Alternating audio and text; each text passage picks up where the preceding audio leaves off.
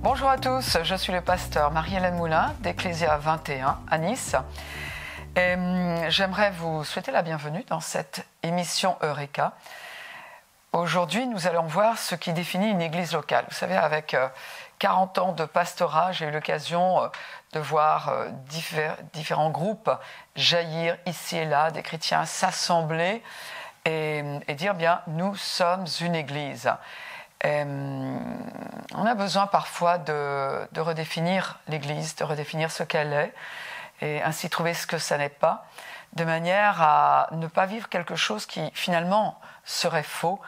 Et à cause de cela, eh bien, nous ne profiterions pas de toutes les bénédictions que le Seigneur a pour nous. Alors voilà, ce que je vous propose, c'est de voir certains points ensemble qui vous permettront de définir l'Église et de se demander, bon, est-ce que le fait de faire partie d'un petit groupe, de s'assembler comme cela, suffit à définir ce groupe comme étant une église locale?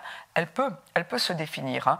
Il y a un premier point, c'est que l'église locale est un endroit où on trouve Christ.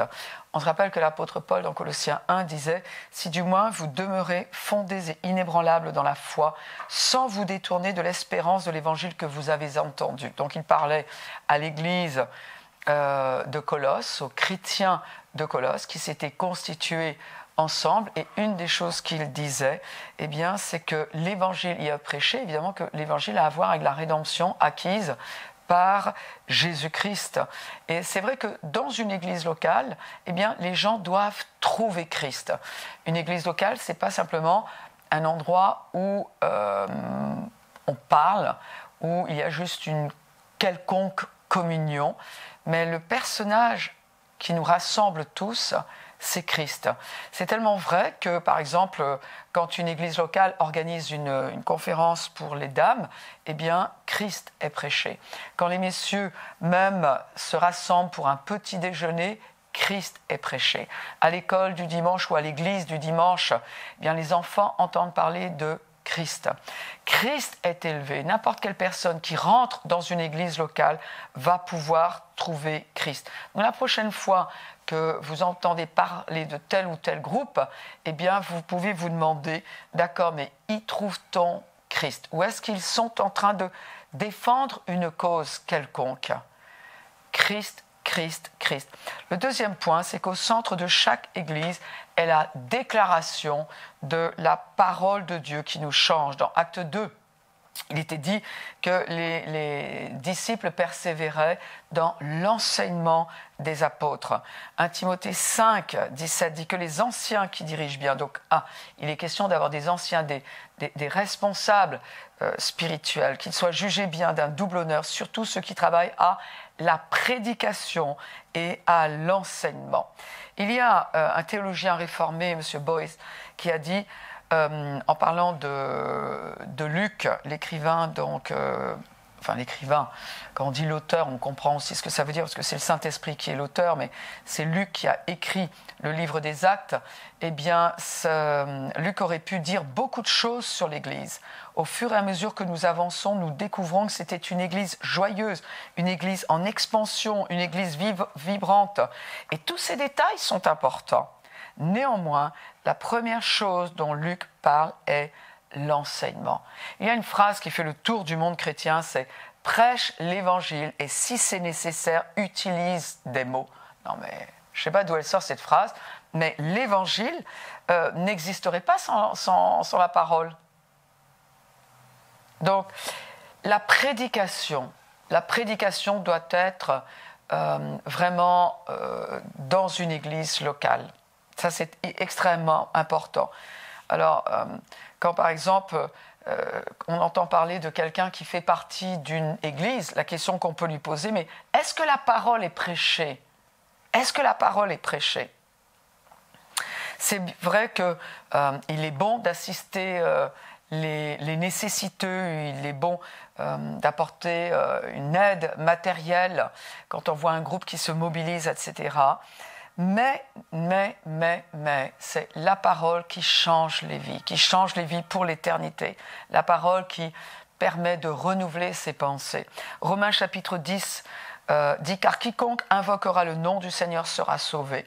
Comment donc invoqueront-ils celui en qui ils n'ont pas cru? Comment croiront-ils en celui dont ils n'ont pas entendu parler? Comment entendront-ils parler s'il n'y a personne qui prêche ?» Il doit y avoir des prédicateurs, c'est-à-dire des gens qui sont oints. Des gens qui sont oints, évidemment, par Dieu, mais qui sont oints pour étudier la parole de Dieu. Des gens qui sont oints pour prêcher la parole de Dieu, c'est-à-dire pour la redonner aux autres de manière intelligible. Ça ne peut pas être juste un groupe de discussion, ne constitue pas une église locale. Il doit y avoir une prédication de la parole de Dieu. Une église locale, c'est également un endroit où on apprend à suivre Christ, c'est-à-dire où il y a des nouveau-nés, des gens qui ont accepté Jésus-Christ comme leur Seigneur et Sauveur et qui se transforment en disciples, c'est-à-dire qui revêtent le caractère de Christ et qui font les œuvres de Christ. Ce sont des gens qui vont apprendre à obéir au commandement de Christ. Par exemple, il nous est dit dans Acte 2, « Ceux qui acceptèrent sa parole furent baptisés. » Et en ce jour-là, le nombre des disciples s'augmenta d'environ 3000. Donc, dans une église, on doit apprendre à pratiquer la parole de Dieu, à obéir au Seigneur, à obéir aux injonctions du Saint-Esprit. Parce que dans une église locale, Éphésiens 4 nous dit que l'on croit, on grandit. On grandit. Il est dit, l'apôtre Paul disait, ce que je dis et ce que je déclare dans le Seigneur, c'est que vous ne devez plus marcher comme les païens. C'est-à-dire que quelqu'un qui est vraiment dans une église locale, eh bien, on voit que petit à petit, il abandonne son ancien mode de vie sans Christ. Et on se rend compte que ses choix vont commencer à être différents, ses intérêts vont être différents, sa manière de parler va être différente, parce qu'il va apprendre à libérer la nouvelle nature de Christ qui est en lui. À Timothée 4, l'apôtre Paul dit « Je vous ai envoyé Timothée, qui est mon enfant bien-aimé et fidèle dans le Seigneur. Il vous rappellera quelles sont mes voies en Christ, quelle est la manière dont j'enseigne partout dans les églises. » C'est-à-dire qu'il ne s'agit pas simplement d'entendre la prédication, c'est que nous devons être accompagnés dans la mise en pratique de la prédication. 1 Timothée 3 dit « Il faut que tu saches comment il faut se conduire dans la maison de Dieu. » C'est-à-dire que non seulement nous apprenons à obéir à Christ, et nous apprenons également à avoir des relations selon l'éthique de la parole de Dieu avec nos frères et sœurs en Christ et également avec le monde. Ça, c'est important. Donc, la prochaine fois que vous entendez que quelqu'un dit « Moi, je fais partie d'une église », vous pouvez lui demander « Y trouve-t-on Christ ?» Est-ce que Christ est prêché? Est-ce que la parole est prêchée? Est-ce qu'il y a des gens chez vous qui prêchent la parole, pas simplement qui anime un groupe de discussion ou de prière?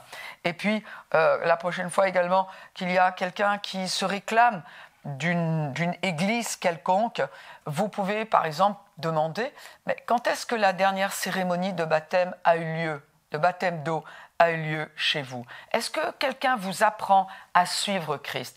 Est-ce que votre vie a changé? Ou est-ce que vous vous débattez toujours avec les mêmes problèmes 10 ans après, parce que personne ne vous accompagne dans ce disciple-là, dans cette vie d'obéissance avec Christ? Et puis presque enfin, je dirais, une église locale, c'est un endroit où on communie avec d'autres chrétiens. Dans Acte 2, il est dit « Il persévérait dans l'enseignement des apôtres, dans la communion fraternelle. » Dans la communion fraternelle, et ce qui suivait, c'était, dans cette communion, il y avait la fraction du pain et il y avait également les prières. Ce mot communion, signifie partage, partenariat, échange, c'est-à-dire qu'il va y avoir des choses en commun. Ça, c'est important dans une église, d'avoir la communion, d'avoir un partage.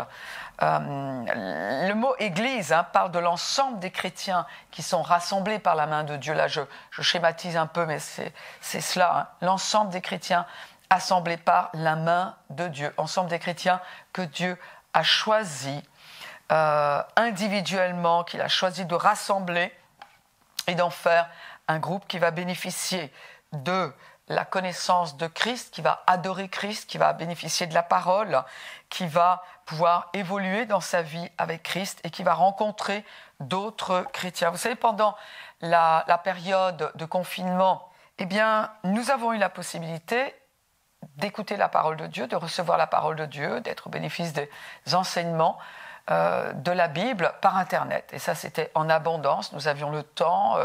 On pouvait écouter plein de prédicateurs, de prédicatrices. En revanche, ce qui nous a fait grandement défaut, eh bien, c'est la communion vivante avec d'autres chrétiens. Et également l'expression de notre adoration, cette louange collective, eh bien, on a beaucoup souffert de ne pas pouvoir la retrouver régulièrement. Et à vrai dire, quand on a pu ouvrir les portes des églises à nouveau, quelle joie de se retrouver tous ensemble. Quelle joie! Et cela a été une force pour nous, les chrétiens. Le mot communion est né le jour de la Pentecôte. Pourquoi? Parce que le Père Céleste, le jour de la Pentecôte qui est le jour de la naissance de l'Église. Cela veut dire que le Père Céleste a voulu mettre l'accent sur les relations. La Pentecôte nous rappelle que la vie chrétienne ne peut pas, ne doit pas et ne peut pas être vécue dans l'isolement. La communion que nous jouissions avec Christ trouve son expression dans la communion que nous avons avec d'autres chrétiens.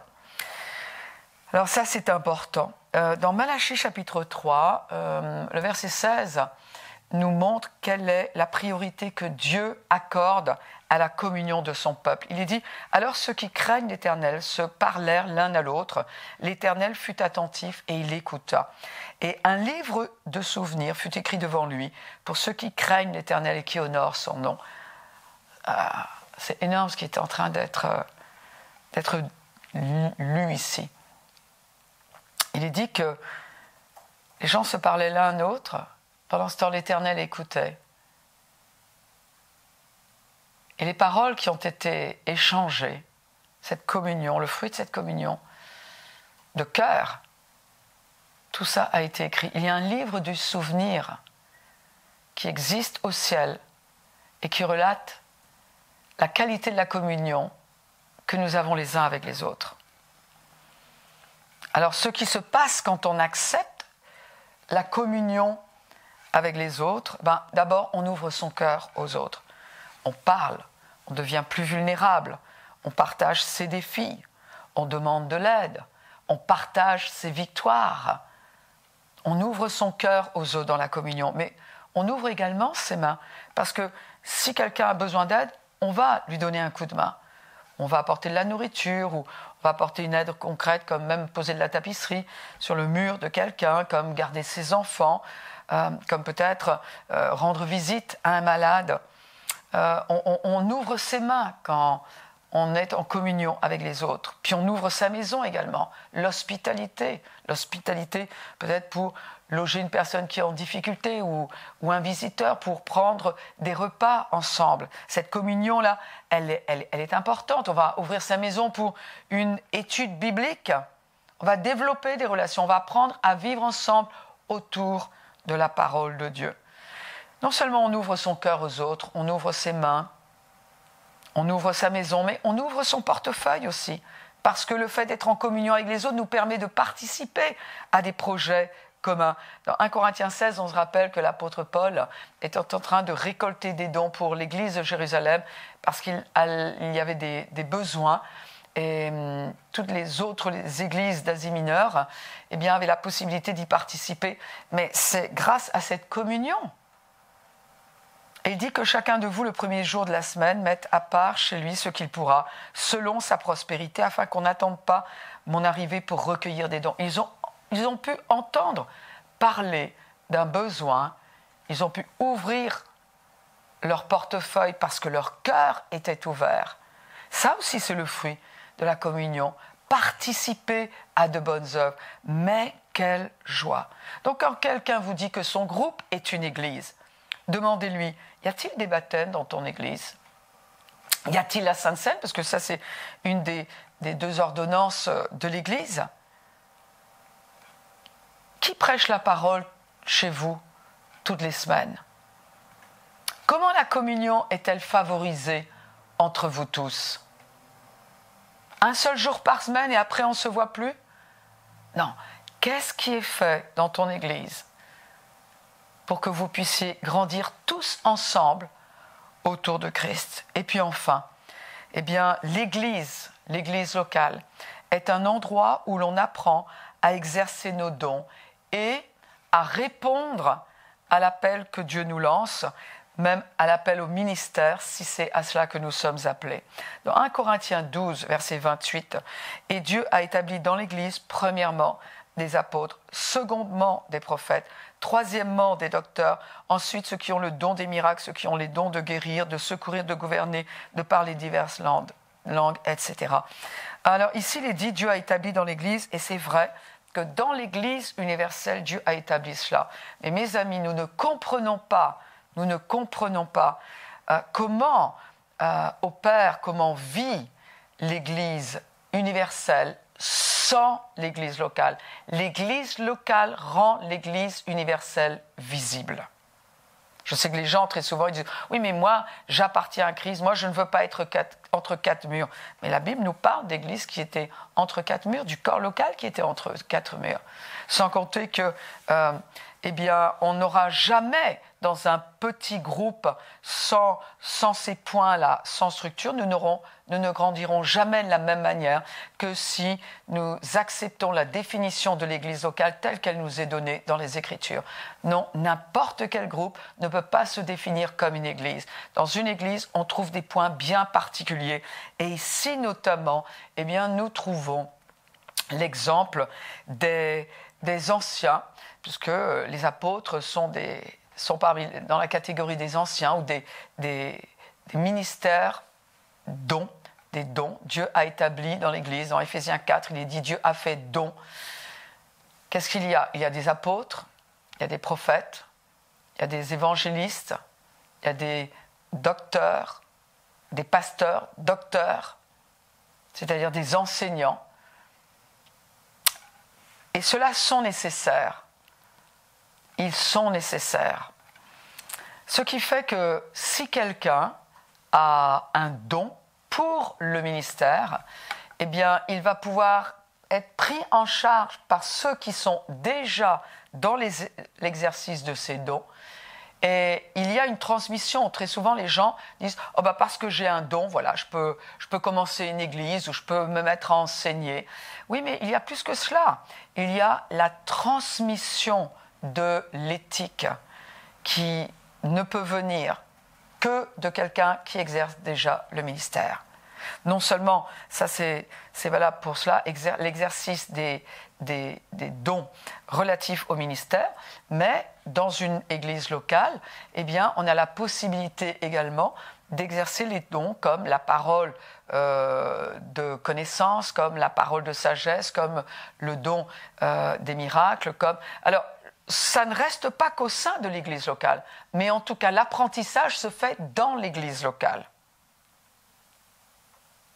Et cela évite eh bien, que l'on trouve des personnes qui font tout et n'importe quoi. Il y a un apprentissage dans l'église locale.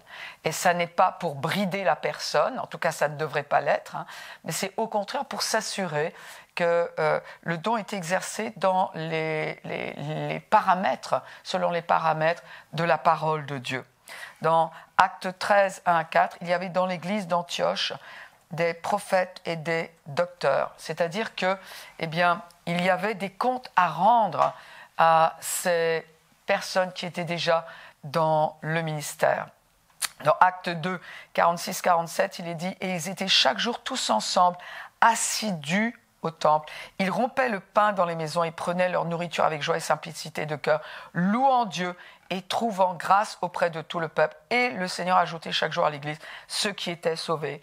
Ici, c'est vraiment un passage qui est extraordinaire parce qu'il nous parle de l'assiduité au temple. Alors, les chrétiens, oui, ils ont commencé à se réunir au temple. C'était à Jérusalem, ils se retrouvaient au temple pour parler de leur Messie, mais également dans les maisons. Il y a des églises qui ont commencé dans les maisons. Mais les églises qui ont commencé dans les maisons ont revêtu certaines caractéristiques. Elles ne sont pas restées juste au niveau des groupes qui se rassemblent sans structure. Et la structure est bonne. Regardez ce qui se passe pour notre corps. Il vaut mieux que la structure soit bonne parce que c'est ce qui permet de maintenir la cohésion. Alors, il y a des caractéristiques particulières à une église locale. Quand quelqu'un vous dit que son groupe est une église, vous pouvez demander, peux-tu y exercer les dons tels qu'ils sont décrits dans la parole de Dieu et peux-tu suivre quelqu'un qui est déjà dans le ministère? Est-ce que tu as un exemple devant toi de quelqu'un qui est déjà dans le ministère? Autre question que l'on peut poser, c'est qu'est-ce qui est fait pour que la communion fraternelle soit favorisée? Qu'est-ce qui est fait pour développer les relations entre les chrétiens? Qu'est-ce qui est fait pour que l'on puisse grandir? Qu'est-ce qui est mis en place pour que le nouveau-né en Christ devienne un disciple affermi dans les Écritures? Dans ce qui est appelé une église, est-ce que la parole y est prêchée? Et y est prêchée constamment, régulièrement?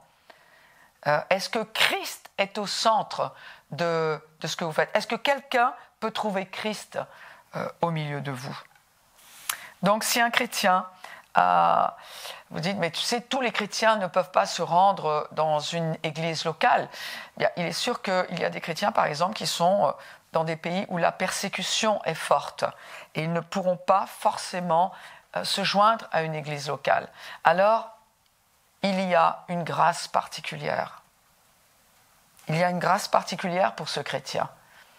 Il y a des gens, ça dépend où ils se trouvent, ils n'ont peut-être pas une église locale qui est très proche et ils se trouvent à 3 heures de route.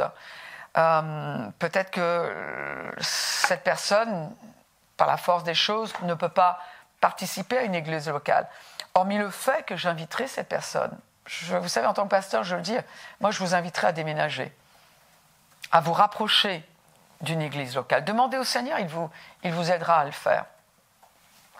Maintenant, il y a des gens qui assistent, qui font partie d'une église locale par Internet. Nous avons nous-mêmes, à Ecclésia 21, des membres, des internautes qui sont devenus membres de l'Église parce qu'ils nous suivent. Mais cela veut dire aussi qu'il y a, justement ce que je viens de dire, il y a un suivi de notre part. Il y a une manière d'impliquer les gens dans notre Église. Nous sommes en contact avec eux, ils sont en contact avec nous, ils nous suivent régulièrement, ils participent à tout ce que nous faisons par Zoom. Et à vrai dire, ce que nous espérons, c'est qu'il y ait à un moment donné une église locale à laquelle ils puissent se rattacher là où ils sont. Peut-être qu'ils peuvent inviter quelqu'un à assister à un culte de chez nous avec eux par Internet. Et puis une troisième personne, et puis ils assistent aux réunions de prière, et puis ils assistent aux différents groupes de maisons que nous avons, et puis ils assistent aux différents événements, et puis nous prenons contact avec eux, nous prenons de leurs nouvelles, nous prions avec eux. Il y a quelqu'un, un membre de l'Église qui a eu dans sa famille un décès. Eh bien, qu'est-ce que l'on a fait? On a pris de ses nouvelles, on l'a accompagné, on a prié pour cette personne, on a prié pour cette famille. Cette personne n'était pas isolée. Et un jour, eh bien, nous nous attendons à ce qu'il y ait une église locale à côté de chez cette personne-là. Donc tout ça pour vous dire que la définition de l'église locale est en train d'évoluer, mais en tout cas, d'après les Écritures, il y a des paramètres qui sont posés et qui nous permettent de vivre dans l'Église locale comme nous vivons dans l'Église universelle. L'Église locale est un superbe instrument de Dieu pour garantir notre croissance. Alors, profitons-en. Profitons-en. C'est une belle stratégie divine que d'avoir pensé à implanter des églises locales ici et là, afin que nous traversions cette vie, afin que pendant notre séjour sur terre, nous soyons fortifiés, nous soyons encore plus forts à la fin de notre vie qu'au début, j'entends au début de notre nouvelle naissance. Donc c'est la raison peut-être pour laquelle l'apôtre Paul a dit à Timothée que l'on devrait voir ces progrès. Que Dieu vous bénisse, je vous encourage à vous joindre à une église locale et il est certain que vous n'en trouverez aucune qui est parfaite, mais ça c'est ok, n'abandonnez pas votre église locale, reste l'exhortation du jour. Si ce message vous a parlé, moi je vous encourage à le partager avec d'autres et à prier pour que le Seigneur vous montre à quelle église locale vous joindre. Que Dieu vous bénisse abondamment, abondamment. Au revoir.